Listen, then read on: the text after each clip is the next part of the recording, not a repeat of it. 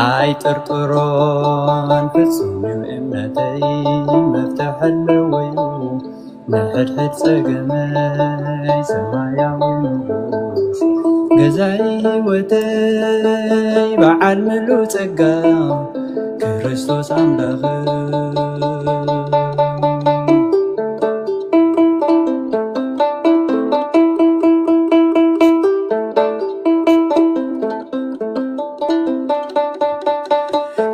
አምኔ ከምዘይገድፈኒ ኣብ ማእከል መከራ አምኔ ከምዝፈትሖ ኩሉ በብተራ ዝድንግም ስለምበር እቲ ናተይ ምፍጣን ከመፀ ይተርፍን